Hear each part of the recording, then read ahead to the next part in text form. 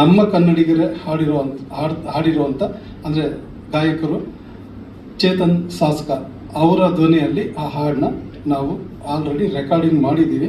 ಇನ್ನು ಅದೊಂದು ಸ್ವಲ್ಪ ಮಾಸ್ಟರಿಂಗ್ ಕೆಲಸಗಳು ಕೆಲವು ನಡೀತಾ ಇರೋದ್ರಿಂದ ಇವತ್ತು ನಿಮ್ಮ ಮುಂದೆ ಅದನ್ನು ಪ್ಲೇ ಮಾಡೋಕ್ಕಾಗ್ತಿಲ್ಲ. But Chetan Sosca already song ಹಾಡಿದ್ದು ಆಯಿತು, ಅದನ್ನು ನಾವು ರೆಕಾರ್ಡಿಂಗ್ ಮಾಡಿ ಮಾಸ್ಟರಿಂಗ್ ಕಳಿಸಿದ್ದು ಆಯಿತು. ಸೊ ಇದು ಒಂದು ಬೆಳವಣಿಗೆನ ನಾವು ನಿಮಗೆ ತಿಳಿಸ್ಬೇಕು.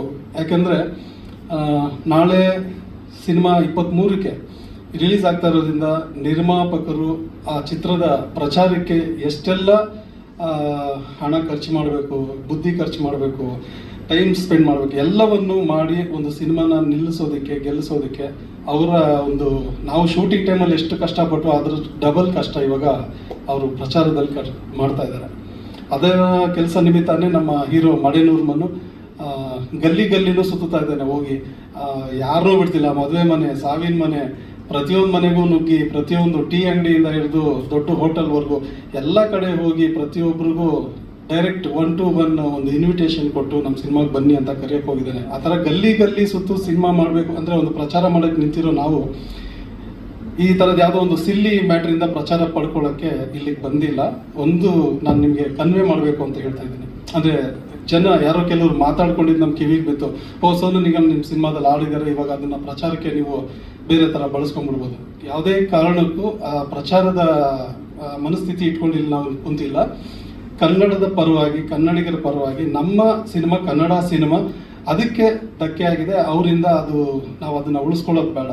ನಾಳೆ ಸಿನಿಮಾ ರಿಲೀಸ್ ಆದಾಗ ಥಿಯೇಟ್ರಿಗೆ ಬರೋ ಜನ ಸೋನು ನಿಗಮ್ ಹಾಡಿರೋ ಸಾಂಗ್ ಇದೆಯಮ್ಮ, ಈ ಸಿನಿಮಾ ನೋಡೋದೇ ಬೇಡ ಅಂದ್ಬಿಟ್ರೆ ನಾವೆಲ್ಲ ಇಷ್ಟು ಕಷ್ಟಪಟ್ಟು ಮಾಡಿರೋ ಸಿನಿಮಾ, ಕನ್ನಡಿಗರ ಸಿನಿಮಾ, ಅವನು ಯಾರೋ ಮಾಡಿದ ತಪ್ಪಿಂದ ನಾವೆಲ್ಲ ಅದಕ್ಕೆ ಶಿಕ್ಷೆ ಅನುಭವಿಸ್ಬೇಕಾ? ಕನ್ನಡ ಸಿನಿಮಾ ಅದಕ್ಕೆ ಬಲಿ ಆಗಬೇಕಾ? ಪ್ರೊಡ್ಯೂಸರ್ ಅದರಿಂದ ತೊಂದರೆ ಅನುಭವಿಸ್ಬೇಕಾ? ಆ ವ್ಯಕ್ತಿಯಿಂದ ನಮಗೆ ಕಿವಿಗೆ ಇಂಪು ತಂಪು ಸಿಗುತ್ತೆ ಅಂದ್ಕೊಂಡ್ವಿ. ಆದರೆ ಒಂದು ಎಷ್ಟೋ ಜನರ ಬದುಕಿಗೆ ತುಂಬ ಬೆಂಕಿ ಇಡೋವಂಥ ಕೆಲಸ ಆಗುತ್ತೆ ಅಂದರೆ ಅದು ಕನ್ನಡಕ್ಕೆ ಮಸಿ ಬಳಿಯುವಂಥ ಕೆಲಸ ಆಗುತ್ತೆ. ಅದಕ್ಕೆ ನಾವು ಅದಕ್ಕೆ ಧಿಕ್ಕಾರ ಹೇಳ್ತಿದ್ದೀವಿ. ಸೋನು ನಿಗಮ್ ಹಾಡನ್ನ ನಮ್ಮ ಸಿನಿಮಾದಿಂದ ತೆಗೆದಾಕ್ತಾ ಇದ್ದೀವಿ. ಚೇತನ್ ಸಾಸ್ಕ ಹಾಡನ್ನ ಹಾಡಿದ್ದಾರೆ, ಅದನ್ನು ನಾವು ಸಿನಿಮಾದಲ್ಲಿ ಬಳಸ್ತಾ ಇದ್ದೀವಿ. ಹಾಡು ಶೂಟಿಂಗ್ ಆಗೋಗಿದೆ. ಶೂಟಿಂಗ್ ಎಲ್ಲ ಆಗಿ ನಾವು ಈ ತಿಂಗಳು 23ಕ್ಕೆ ಬರ್ತಿದ್ದೀವಿ. ಇದು ಆಲ್ರೆಡಿ ಸೋನು ನಿಗಮ್ ಅವ್ರು ಹಾಡಿ 3 ತಿಂಗಳಾಗಿದೆ. 3 ತಿಂಗಳು ಹೆಚ್ಚು ಕಮ್ಮಿ ಅವ್ರು ಹಾಡಿ 3 ತಿಂಗಳಾಯಿತು. ಆ ಟೈಮಲ್ಲಿ ಹಾಡಿದ್ದು ಎಲ್ಲ ರೆಡಿ ಮಾಡಿ ಲಾಸ್ಟ್ ಒಂದು ಪ್ರೆಸ್ ಮೀಟಲ್ಲಿ ನೀವೇ ಎಲ್ಲ ಇದ್ರಿ ಸಾಕ್ಷಿಯಾಗಿ. ಆ ಹಾಡನ್ನ ಲಿರಿಕಲ್ ವಿಡಿಯೋ ಒಂದು ಬಿಡುಗಡೆ ಮಾಡಿದ್ವಿ. ಒಳ್ಳೆ ಪ್ರಶಂಸೆ ಸಿಕ್ತು. ಅದು ತುಂಬ ಚೆನ್ನಾಗಿ ಯುವರಾಜ್ ಭಟ್ರು ಲಿರಿಕ್ಸು ಬರ್ದಿದ್ದಿತ್ತು. ಸೊ ನಮಗೆ ತುಂಬ ಚೆನ್ನಾಗಿ ಬಂತು ಹಾಡು, ಎಲ್ಲ ಕಡೆ ವೈರಲ್ ಆಯಿತು.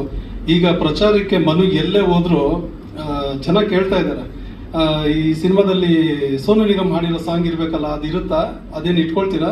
ಈ ಥರ ಕ್ವಶನ್ಸ್ಗೆ ಅಲ್ಲಿ ಪಾಪ ಹೀರೋ ಕೂಡ ತಬ್ಬಿಬಾಗ್ತಾ ಇದ್ದಾರೆ. ಒಂದೊಂದು ಕಡೆ ಏನು ಹೇಳಬೇಕು ಆ ಜನ ರಾಜಾರೋಷವಾಗಿ ಕೇಳೋವಾಗ ಇಲ್ಲ ಅಂತಲೇ ಹೇಳ್ತಾ ಬರ್ತಿದ್ದಾರೆ. ಅದು ನಮ್ಮ ಡಿಸಿಷನ್ ನಾವು ತೊಗೊಂಡಾಯಿತು. ಈ ಸಿನಿಮಾದಲ್ಲಿ ಸೋನು ನಿಗಮ್ ಸಾಂಗ್ ಇರಲ್ಲ ಅಂತ ಕೆಲವು ಕಡೆ ಪ್ಲೇ ಮಾಡೋಕ್ಕೂ ಆಗ್ತಿಲ್ಲ. ಬಟ್ ನಮಗೆ ಪ್ರಚಾರಕ್ಕೆ ಹೊಂಟಿದ್ದೀವಿ, ಅದು ತಪ್ಪಿಸ್ಕೋಬಾರ್ದು ಅನ್ನೋ ಕಾರಣಕ್ಕೆ, ಅದು ಪದೇ ಪದೇ ನಾವು ಮಾಡೋಕ್ಕಾಗಲ್ಲ ಅನ್ನೋ ಕಾರಣಕ್ಕೆ. ಸರ್ ಮನೋಮೂರ್ತಿ ಅವರು US ಅಲ್ಲಿದ್ದಾರೆ, ಅವ್ರ ಜೊತೆನೂ ಮಾತಾಡಿದ್ವಿ. ಪಾಪ ಅವ್ರದ್ದು ಇದರಲ್ಲಿ ಯಾವುದೇ ಥರದ ಅಡ್ಡ ಆತಂಕ ಇಲ್ಲ. ಸರ್ ನಿಮ್ಮ ಪ್ರೊಡಕ್ಷನ್ ಸೈಡ್ ಏನು ನೀವು ತೀರ್ಮಾನ ತೊಗೊಳ್ತೀರೋ ಪ್ರೊಡ್ಯೂಸರ್ಗೆ ಬಿಟ್ಟಿದ್ದು, ಆ್ಯಸ್ ಎ ನಿರ್ದೇಶಕರಾಗಿ ನೀವು ಪ್ರೊಡ್ಯೂಸರ್ ಏನು ತೀರ್ಮಾನ ತೊಗೊಳ್ತೀರೋ ಅದು ನಿಮಗೆ ಬಿಟ್ಟಿದ್ದು. ಸರ್ ನಿಮ್ಮ ಸಿನಿಮಾ, ನಾನು ಅದರಲ್ಲಿ 1 ಆಫ್ ದ ಪಾರ್ಟ್ ಆಗಿದ್ದೀನಿ ಅಷ್ಟೇ. ನಿಮ್ಮ ಡಿಸಿಷನ್ ಏನಿರುತ್ತೆ ನಾನು ಅದಕ್ಕೆ ಭಾಗಿಯಾಗ್ತೀನಿ ಅಷ್ಟೇ ಅನ್ನೋ ಥರ ಮನೋಜ್ ಸರ್ ಆಗಲಿ, ಆಮೇಲೆ ಯೋಗರಾಜ್ ಸರ್ ಆಗಲಿ, ಅವರು ಆ ಥರದ ನಮ್ಮ ಸಪೋರ್ಟಿಗೆ ನಿಂತಿದ್ದಾರೆ. ಅವರು ಕನ್ನಡದವರೇ ಅಲ್ವಾ ಸರ್, ಕನ್ನಡ ಸಿನಿಮಾಗಳು ಮಾಡ್ಕೊಂಡು ಬಂದವರೇ ಅಲ್ವಾ. ಸೊ ಕನ್ನಡ ಪರನೇ ನಿಂತಿದ್ದಾರೆ ಅವರು ಕೂಡ. ಸರ್ ಇಲ್ಲ, ಈಗ ಯೂಟ್ಯೂಬಲ್ಲಿ ಆಲ್ರೆಡಿ ಈಗ ಅದನ್ನು ಪ್ರೈವೇಟ್ ಮಾಡಿದ್ದಾರೆ. ಈಗ ನಾವು ಚೇತನ್ ಹಾಡಿರೋ ಹಾಡನ್ನ ಅಪ್ಲೋಡ್ ಆಗ್ತಿದ್ದಂಗೆ ಅದು ಡಿಲೀಟ್ ಆಗುತ್ತೆ ಸರ್. ಆಗುತ್ತೆ ಸರ್ ಏನೂ ಮಾಡೋಕ್ಕಾಗಲ್ಲ. ನಾವು ವ್ಯೂಸ್ ಅಲ್ಲ ನಮ್ಗೆ ಇಂಪಾರ್ಟೆಂಟು. ನಮಗೆ ಕನ್ನಡಕ್ಕಾಗಿರೋ ಅವಮಾನ ಅದನ್ನು ನಾವು ತಡ್ಕೊಳಕ್ಕಾಗದೆ ಅದನ್ನು ನಾವು ಸೋನು ನಿಗಮ್ನ ಧಿಕ್ಕರಿಸ್ತಾ ಇದ್ದೀವಿ. ಸೊ ವ್ಯೂಸ್ ಬರುತ್ತೆ ಸರ್.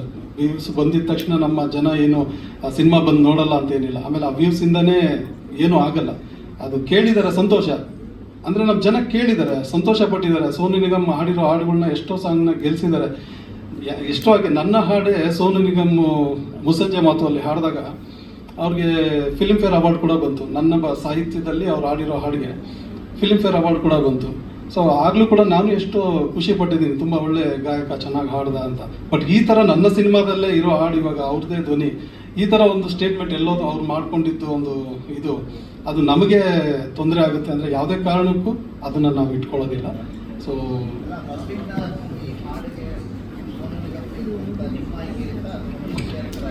ಸರ್, ಅದು ಇಡೀ ಚಿತ್ರತಂಡನೇ ಒಂದು ಅನ್ಕೊಂಡಿದೆ. ಯಾಕಂದ್ರೆ ಇಲ್ಲಿ ಈ ಸಿನಿಮಾ ಶುರುವಾದಾಗಲೇ ಯೋಗರಾಜ್ ಭಟ್ರು, ಮನೋಮೂರ್ತಿ ಒಂದು ಕಾಂಬಿನೇಷನ್ ಇತ್ತು, ಅವ್ರದ್ದೇ ಕತೆ